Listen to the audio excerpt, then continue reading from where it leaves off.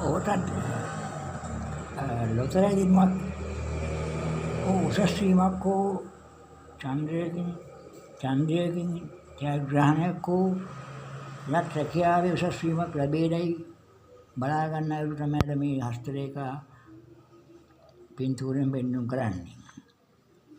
මේ SS කියන රවි රේඛාව නොහොත් line of fortune, line of Apollo වශයෙන් හඳුන්වන මේ රේඛාව අනිවාර්යයෙන්ම බීජයුතු දොරදීවීමක් සඳහා දෛව රේඛාව SF ඒ රේඛාව ජීවන රේඛාව සම්බන්ධ වී පිහිටිය යුතුමයි.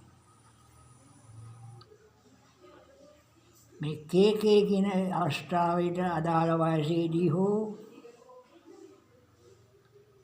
මෙන්න මේ කියන ජයග්‍රහණය කෝටි භාන වෙන්න පුළුවන්, ඊට අඩු වෙන්න පුළුවන්, ඒ හෝ වෙනත් වෙන්න පුළුවන්, මේ කෝටි භාව වෙන්න පුළුවන්. එහෙමනම් තමන්ගේ මුළු අත්කම කෝටි 180ක් තියෙනවා නම් කෝටි භාවට විශේෂයෙන් පෙන්වුම් කරන්නේ නැහැ. ඒක කෝටි භාව වෙන්නත් පුළුවන්.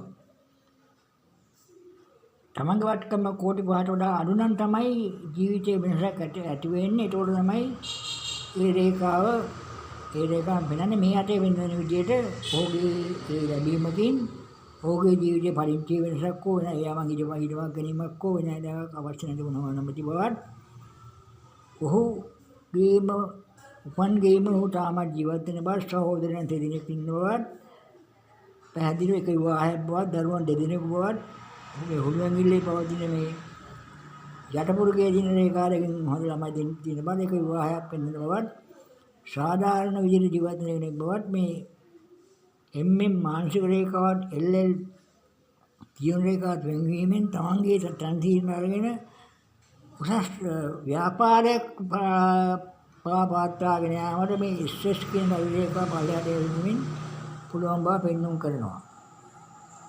එතකොට ඒ විදිහට තමයි මේ රේඛාව වැඩෙන්නේ. මේ ලොතරැයිමක් ලැබුණාට තමන්ගා කෝටි 30ක් දිනනවා නම් කෝටි 5ක් ලැබුණාට ජීවිතේ වෙනසක් වෙන්නේ නැති නිසා ඒක හොඳට කල්පනාවට ගන්න.